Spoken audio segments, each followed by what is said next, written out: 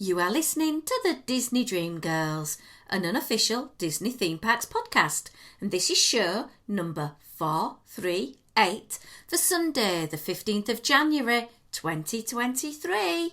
Where dreams begin. Hello and welcome to this week's Disney Dream Girls. My name is Michelle Young, and together with Jane Phipps, we are your guides to the place where dreams begin.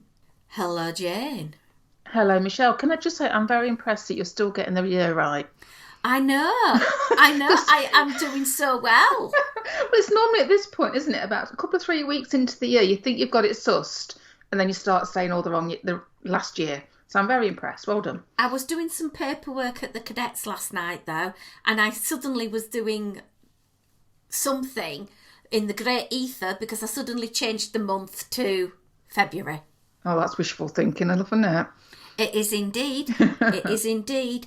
I think we might have one or two topics to talk about this week. Possibly, yeah. And I think our Patreons are going to be very grateful of this show because they're going to receive it literally after I've recorded it and edited it on January the 11th, which obviously is a few days early. So just a reminder, if you would like to get our show a little bit earlier, you can pop in $2-3 a month and you get that benefit. If you want to get additional shows or other benefits, there are different tiers. It helps us keep our show advert free and keeps us on the air and makes us feel all warm and fuzzy inside.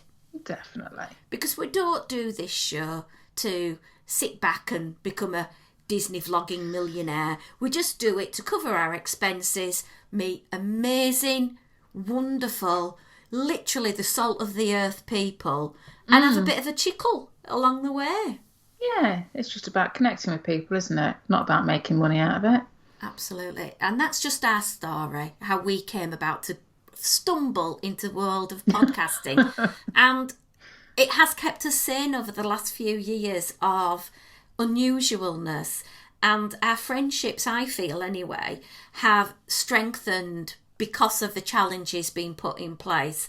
And I feel a lot closer to many members of our Disney Dream Girls family because we reached out, we did live quizzes via Zoom, and we did a bit more, content, and had the chance to meet people. And I just sort of feel that doing this podcast, I could never ever be as rich financially as I am in the feeling that I get from talking to our little community.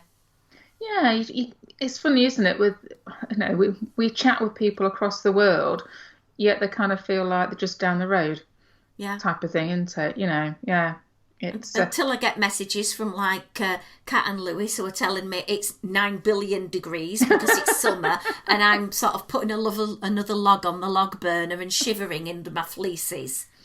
Yeah, we don't talk about the weather, we just talk about Disney, that's why. Yeah. Let's start with some history, Jane, and then I think we've got some other exciting topics that we might delve into. Possibly. I want to talk about a trio of pieces of news. Okay. The first person I'd like to speak about is a young man, Elias Paul Ali Rubel. Okay. Have you ever heard of him? No. Yes. No. I don't know. Well, big coincidence having his birth name as Elias. He was born on January 15th, 1905 in Middletown, Connecticut, USA, and he passed away untimely at the age of 68 on the 13th of December, 1973. His occupation? Oh, go on, what are you going to call him? Composer and songwriter. Okay. In 1970, he was inducted into the Songwriters Hall of Fame. Oh. His song, You Will Know Him For, as a beloved Disney fan, goes a bit like this. Zippity-doo-dah, zippity-yay, my oh my, what a wonderful day. Are we allowed to sing that anymore? Yes. Okay.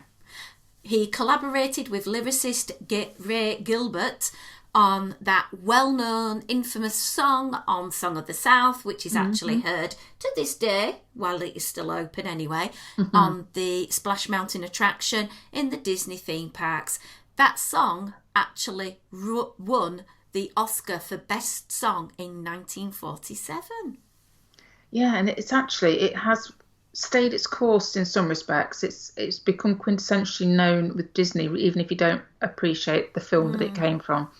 Yeah, and I know that film is attached to some contentious elements, but to me, if you are an artist, you should be allowed to release your music and it to be enjoyed, unless it is, vile, disgusting, and Yeah, absolutely. there's Yeah, nothing wrong with the song. It's an upbeat, chirpy song. Love it to pieces. And sad passing away, but what a beautiful contribution to the world. yeah. Oscar to boot as well. Another announcement for you, Jane.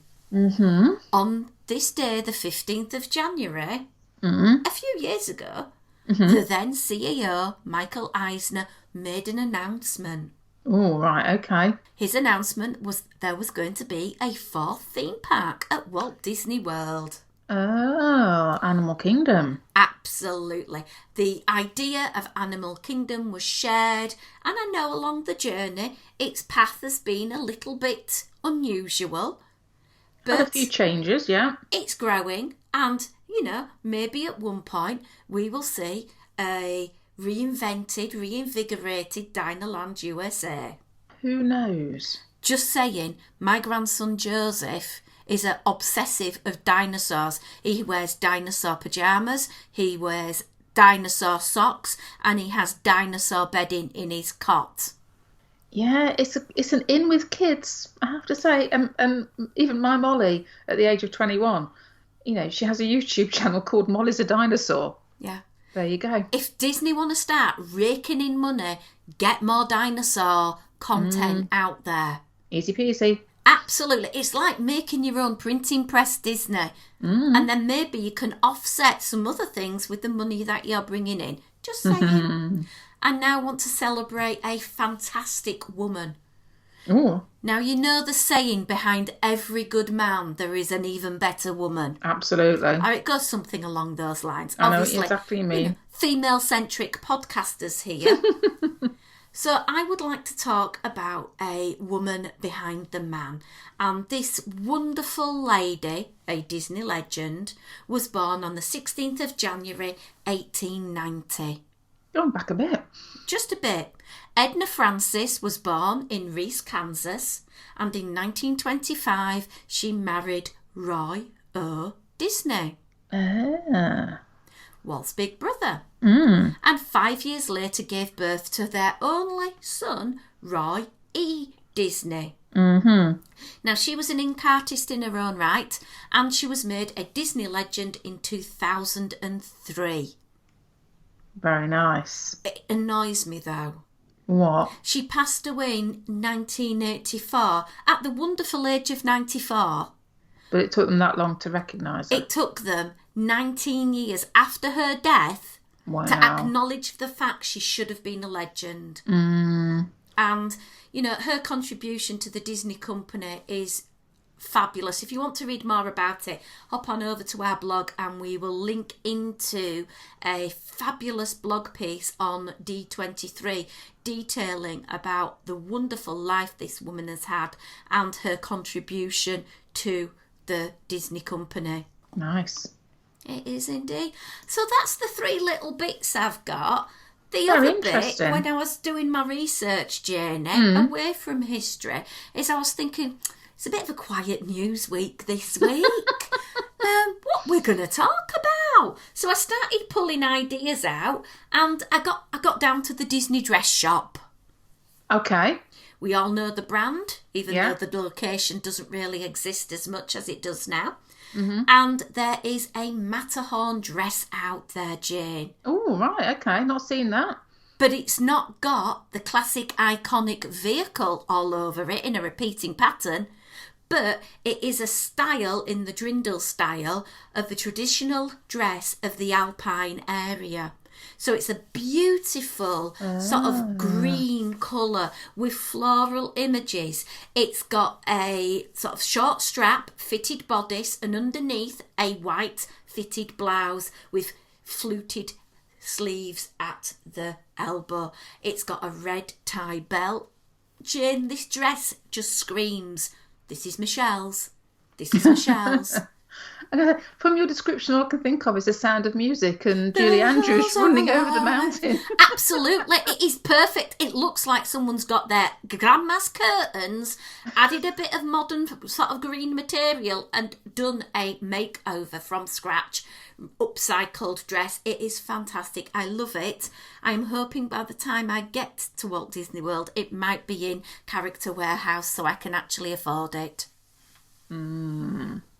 So, yeah, $148, guys, but it does look cute. My only concern is when I went to the Disney dress area in World of Disney last time I was in the parks, there was quite a few of these dresses damaged, and I felt the material quality had gone down a little bit, and the sizing had definitely changed. Because I know what size my dresses I bought were, and I was trying that size on, and they're like nowhere near. Oh, that's a shame if the quality's gone down, because obviously the prices seems to have gone up. It's not a small amount of money, so you'd like to think that you're getting the quality for that amount. Yeah, but obviously we'll just see what happens if I get to buy that when I make a trip. So, Jane, I think I ended last week's show on a bit of an optimistic note. Did you? I did. I was trying to be upbeat. Okay. And the words that I recall saying is, there's never been a better time to be a Disney fan. Yes, well, we did a little bit of forward looking, didn't we? Talking about what we thought might be coming to the parks and what had been rumoured and that type of thing. And then yesterday, I must admit, I was so busy. I kept getting messages on my phone, and obviously I can't answer them. I'm busy teaching. And I was too busy at lunchtime, too busy after work. So I eventually sat down at 10 to 10 last night, and I was like, oh my God, my phone has gone into meltdown mode. Something's kicking off to do with Disney and their announcements. And I gather you were a little bit more able than me to watch how it built through the day. So, Jane, what and where was announced first? Well, I think we're going to have to talk about that old Tron Light Cycle run, aren't we, over at Magic Kingdom. So, I was watching it on Instagram. So I think it was the day before yesterday. They'd put up a cryptic leaderboard, as in the style that you would associate with the game Tron that features in the movie. And it was a mixture of initials with a score. And people were therefore reading into it and trying to decipher what these scores meant. There was 2 scores in there that were dated.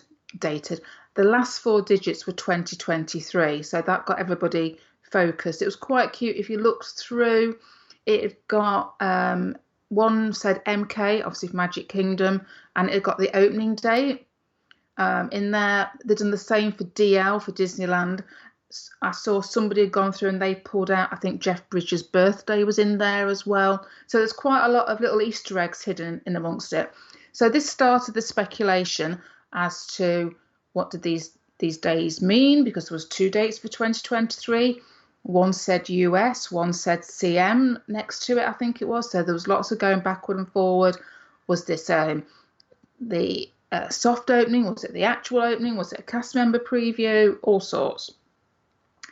Flash forward to yesterday, as we're recording this, and they released a little reel, and it was of the game effectively, and it kind of moved, and in the very classic 1980s video game, I'm sure Simon will tell me it's an 8-bit sort of character font, it revealed the numbers 44.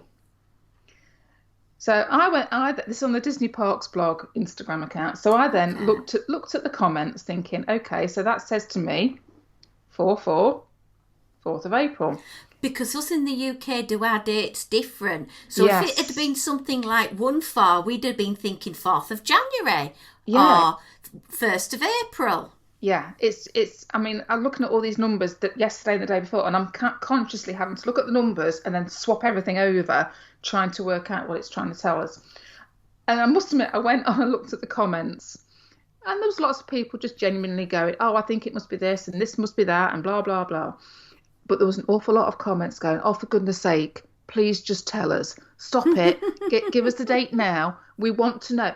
And literally, as I re-scrolled on Instagram, I think I saw a YouTube or something put, oh, yeah, it's going to be the 4th of April. And I thought, hold on a minute. I refreshed the Disney Parks blog, and literally within about 20 minutes of releasing the reel that showed this 4-4, they'd then gone and announced it. I think they must have got the hint from all the comments. It's like, enough now. We've been waiting 5 years or however long it is. Just tell us the blooming date, would you? So yes, so we have a date for Tron Light Cycle Run. Its official opening date will be the 4th of April. So it'll be interesting to see, Shell, at what point, cast member previews, annual pass holders, that type of people. There's normally a soft opening of some description, isn't there? So at what point is all that going to start? But it does mean, if I've got my dates right, that it'll be open for when you go. Yeah, I know. What a gamble. What a gamble I did, thinking, okay, Easter, possibly. And as of recording today, it's just an 80-day wait to my trip. Is that all it is? All it is. And how exciting that in 84 days I will be shuffling along an incredibly long line, or paying for a lightning lane, or getting up early for a virtual queue and then crying because I didn't get one, but doing something to ensure that I can ride on that attraction at least once while I am there. If not, there is a slight possibility, if the wind is going the right way, there is the chance I could get into double figures of riding that attraction. Ah, that would be interesting. So I would imagine it's going to be a little bit stressful, Michelle. Just a tad. Get that booking window sorted. Oh, my word. And the fact that it is at that time of year, which is an incredibly busy time for the parks. I've looked at touring plans, crowd estimator. The crowds are going to be through the roof. Yeah, it's Absolutely. Easter. Easter's always the same, isn't it? So it's a risky take when you go Easter. But yeah, I will be wishing you and sending you lots of luck and positive vibes. Thank you, darling. So we know we're going to be having the wonderful Tron Light Cycle opening in the Magic Kingdom, official grand opening on the 4th of April. Yeah. Interesting to know if there's going to be any special opening day merchandise. Disney don't miss a trick. I would be very surprised if there isn't. I'm expecting merchandise and snacks. Ooh, yeah. Definitely a glow cube. Oh, God, yeah, they're going to have to be, aren't they? Yeah, got to be something like that. Neon-tastic. There'll be ears, there'll be T-shirts, there'll be hoodies. You name it. There'll be empty bank balances. The lot. But we love it, and it's what keeps us excited. And yes, this attraction probably took longer than it took Noah to build his ark. But let's hope it's a tad more comfortable and a tad more long-lasting than that said ark. Hopefully. So we've got that. And then the expectations just went through the roof because we got clarification with regards to Happily Ever After, Nighttime Spectacular, and Harmonious, and hopefully them darn barges. Yeah, fantastic news, isn't it? So Happily Ever After back the day before Tron on the 3rd of April, along with Epcot Forever, as Harmonious finally disappears. I was watching, obviously, various different YouTube vlogs and one thing and another, and yet it seems pretty much that those barges that we all love to hate will be disappearing. Yay! Oh, do you think they might turn them into a pin badge that people can buy and celebrate the fact that it's absolutely been scrapped with a big wrecking ball? No, they either need to figure out a way of using them correctly, as was first intended, which the idea, I didn't realise, I don't know if you knew this, Michelle, that apparently these barges were supposed to come in and out of the lagoon, so they wouldn't be there all day. But cost cutting came in. Apparently they needed to make a separate lagoon backstage to store them. And that's where the cost cutting came in. They tried to save money by not building that lagoon and leaving them out permanently. Well, I've got an idea of a new attraction, Jane. And I'm sure people will queue for miles for this one. Give everybody a lump hammer and they can go up to the barge when they've moved it onto dry land and welly the bejeebers out of it.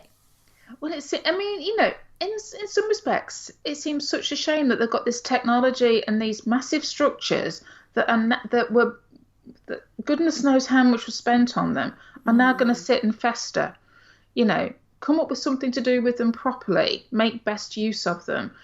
Disney need to get back. 'Cause we all heard yesterday, I think it was yesterday as well, that the amount of money that they've lost over the last year is horrendous on the stock market. So, they've got to get us back in there and spending our money. Yeah. Now, another thing, apart from fireworks and nighttime spectaculars and attractions, another big announcement which made a lot of my American friends who drive to Walt Disney World particularly happy is that complimentary self-parking when staying at a Disney hotel has been reintroduced starting from that very day, 10th of January. There was no messing, was there? It's like from this evening, offer complimentary. Okay. And so it should be. So it should have been. What a superb quick fix to get fans thinking, yeah, this is the way forward. Because if you're staying for 10 nights, that's a hell of a lot of money. And I know a lot of our English friends do tend to come to the States, hire a car for 2 weeks, and that's an extra expense to go on to your holiday. And this now is going to make hiring a car on a future trip a lot more attractive for me. Because definitely, that parking just made it ridiculous.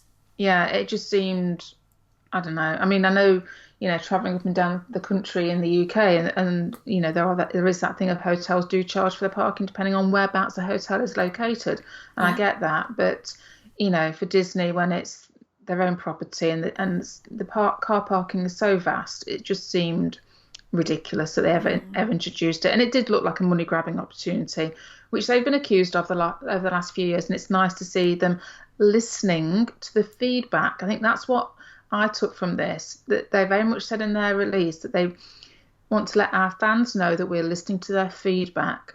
And I think that's the positives taken out of it, not just what's actually happening, but the fact that people have voiced their concerns and voiced their dislikes, and Disney have gone, yeah, it's not just an odd 1 or 2 people that are saying this.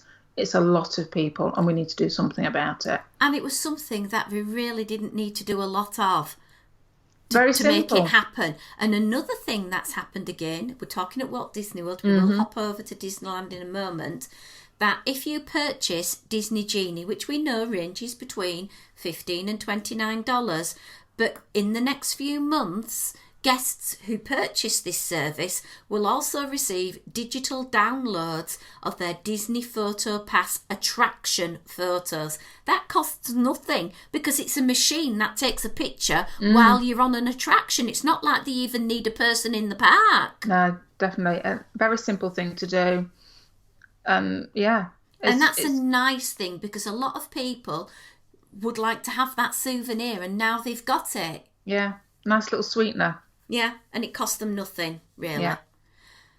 We've also got the annual pass holders' park reservation requirements will be relaxed again in the next few months, where pass holders will be able to visit the theme parks anytime after 2:00 without needing a reservation, except for Saturdays and Sundays at the Magic Kingdom Park, although blockout dates still do apply.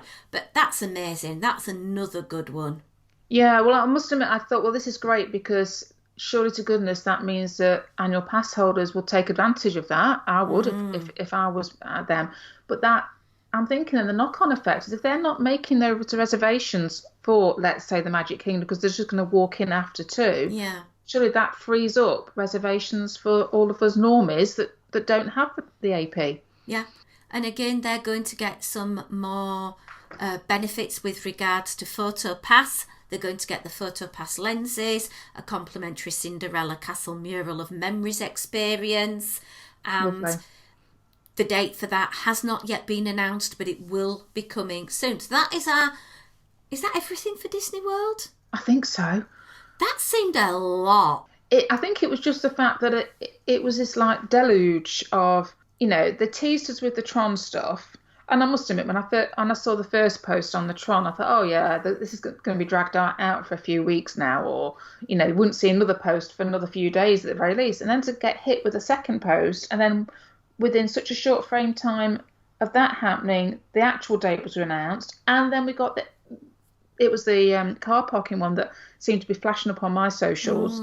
It was like, whoa, somebody just pulled out a plug somewhere. It was everything happening at once. Yeah. Disneyland is saying that you'll be able to switch between parks even earlier with your Park Hopper ticket. You'll be able to move over from the 4th of February from 11 a.m. Right. So that's a good one. They are also adding a complimentary Disney PhotoPlus Disney attraction digital photo for you to take home as a souvenir. So that is good. And if it doesn't get any better, Earl of Sandwich. Earl of Sandwich? Why? What's happening at Earl of Sandwich? For those who crave handcrafted sandwiches, you'll be delighted to learn that the fan favourite Earl of Sandwich will be returning to the downtown Disney district this February. Oh, phew. I know. Sadly, the La Brea Bakery location at Downtown Disney has closed, along with their other locations, but I do gather the bakery element that sends breads to be sold in different parts of the US on that coastline is still going to be operational, but the actual places where you could go and have an amazing, fresh, delicious brunch or a quick sandwich is going no more. It's a real shame. But Earl of Sandwich. And we're going to get Porto's Bakery. Now, maybe they thought, let's leave before Porto's come. Because Porto's, although they are absolutely delicious, they are a few pennies more. Okay. So we shall see. But that got me very excited thinking about food, because you know me and food, Jay. Yeah, it's all good news. All good news. For the theme park fan, absolutely it is. And as I ended last week's show, I said there's never been a better time to be a Disney fan, because things are changing, and with just a few announcements already, people are starting to think, yes, now let's not, go down the path of sort of saying everything's good at Disney, because we know it's not. There are things that need to be addressed. From my point of view, I know cost of living's gone up. I feel cast member wages need to, because I do not think it is right that we have the cast members who make our experience magical having to have a second job so they can work in the most magical or the most happiest place on earth.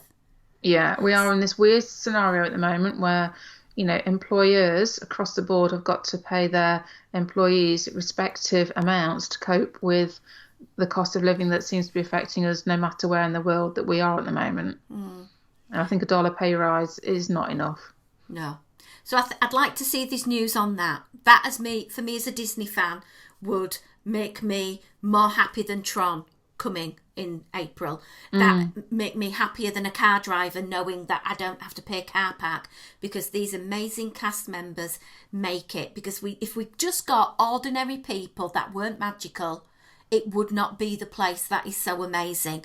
The little things that these cast members do to make your day so brilliant. Just spotting a charm on your Pandora bracelet, or complimenting your outfit, or heavens knows, getting a free citrus swirl. Little silly things just make you feel so magical. So fingers crossed on that one, and I hope the powers that be are going to listen to that. It's not just about the fans, it's about the employees. Yeah, well, let's hope these announcements that hit us all yesterday are just the beginning of a revitalised and re-energised Disney. That sounds good to me as well.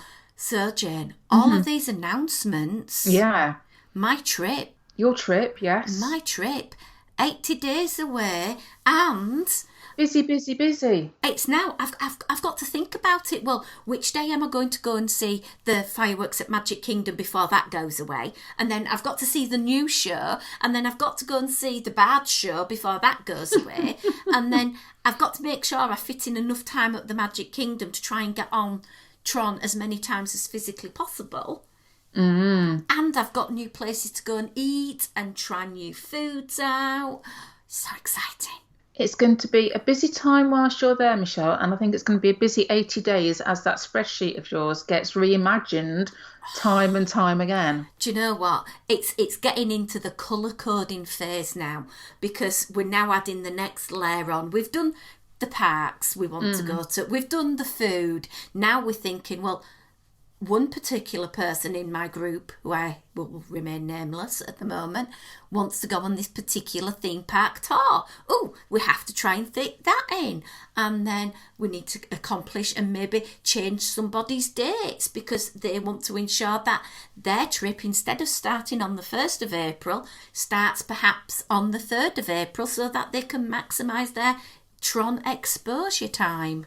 It's all very exciting. And guys, please, please, please get in touch. If any one of you guys are going to be there during my trip in April, I would absolutely adore to meet up and say hi, say hello, hang out, talk some Disney, grab some food, whatever. Please do get in touch with us. And another reminder that last week I set a competition. And that competition question was, on what day will the celebrations for Walt Disney World's 50th end?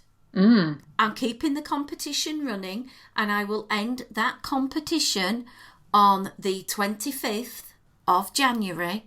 So you still have time to send your answer via email to info@disneydreamgirls.com, and you could be the winner of the 2023 unofficial guide to Walt Disney World. And boy oh boy, this book is cram-packed of top tips, how to save money, how to find out little secrets, be an insider of the cool info that everybody loves to know about the most wonderful place we can get to go on holiday to. Right, Jane, 32 minutes of fun. Let's wrap this week's show up before we have another announcement, and we have to add that on as well. Oh, Keeping my us word. busy, Shell, isn't it? Keeping us It busy. is indeed. Find us on Instagram and Twitter at DisDreamGirls, our website, DisneyDreamGirls.com, and through that website you can go back in history and listen to us all the way from the beginning of our little embryonic stage of the Disney Dream Girls. And some of the shows back then have got fantastic guests, the wonderful, wonderful Jim Corkers, we've got Len Tester, we've had so many amazing guests. Go back and enjoy. But anyway, one last thing from us. If you love our show, the show that you get delivered to your ears every week, we do it for free. Why not leave us a really nice review over on your listening platform? It will help other Disney theme park fans find out about us and make our family bigger, stronger and better. Yay. So, with a congratulations to all of those who have just done the Walt Disney World marathons.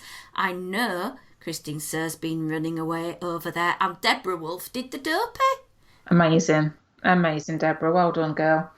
Absolutely in awe of the pair of you. So well done to you. And I do know a particular Miss Vicky Marie has had a birthday. So happy birthday to you. But until next week, it's a goodbye from me. And goodbye from me.